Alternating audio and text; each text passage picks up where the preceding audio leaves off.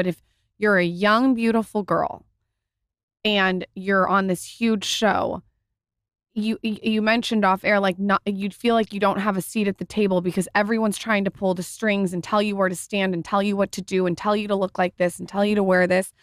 It's got to get to a point where you're just like, shut the fuck up. Like, and you just want to do it your way on your terms, how you want to do it. Was that a process? Mm-hmm. Yeah. Coming off of a show, I mean, especially Beverly Hills 90210, being at that age, at those formative years of just having everything given to you or laid out for you, like, oh, here's your drink for the day, and at 2:00 you're going to be able to take a bathroom break, and then we're going to come back and you're going to go into makeup. Like, you were literally led around all day long, and then you would go home and you'd go to sleep and you'd wake up and do it all over again. So that kind of routine really sort of sets some deep grooves into your brain. So initially just stepping out of that, literally saying, well, when do I go to the bathroom? Like, how do I find the bathroom? Like when you're so young and you've been just taken care of on that level, because honestly, it's not that they wanted to take care of me. It's that they wanted to know where I was at all times and know how they could get me back on set and know that I was ready and prepared and all the things. To going out there and living life on your own and having to figure all of who am I if I don't have all of that? What is it that I want to focus on? What is it that I want to do?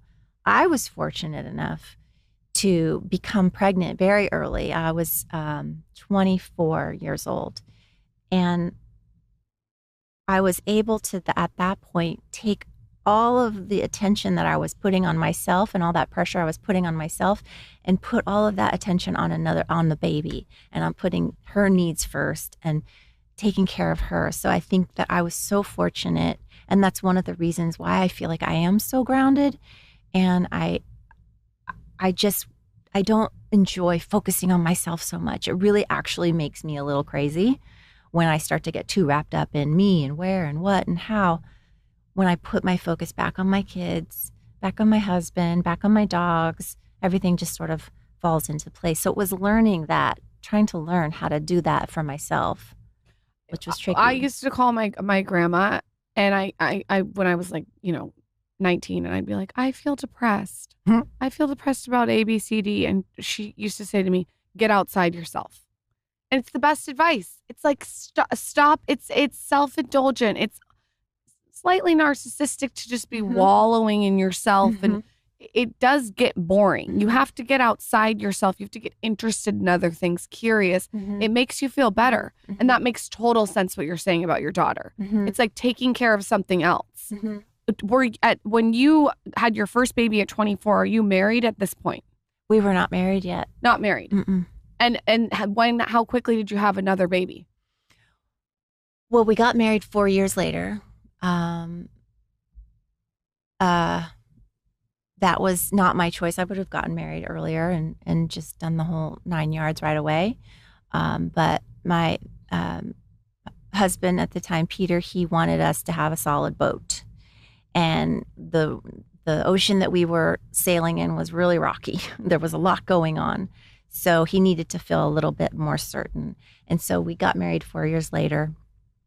And I didn't have my next baby until 5 years later, so a year after we got married. And then what about the third? The third one was 4 years later after that one, so they're all spread out. Were you in mommy mode for a long time, or were you also acting? Like, what did that look like? Yeah. That's a lot of work. I think about we have 2 kids, and I was like, okay, I can stay in the diaper phase for a few more. I just had to leave my daughter to come to work today. She doesn't understand. No, she doesn't understand. They don't yet. It's so hard. She's like, we can't play today.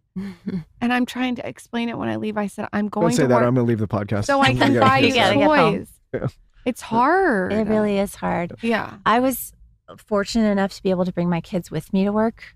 Oh, I so didn't lucky. even ask. I just did. Yeah. And made it happen, set up a situation where I could bring my kids and they would be safe and quiet enough that they didn't bother anybody. And I brought in my own help to help take care of them when I would have to go in and out, So I got to have my kids with me a lot of the time.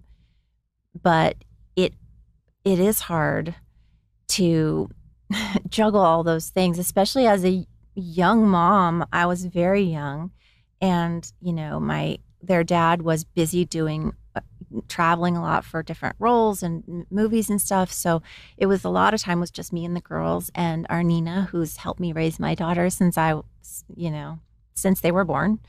And we're all very, very close, but you have to find that team of people that can really help you keep it what you want it to be, because otherwise it will just get out of control.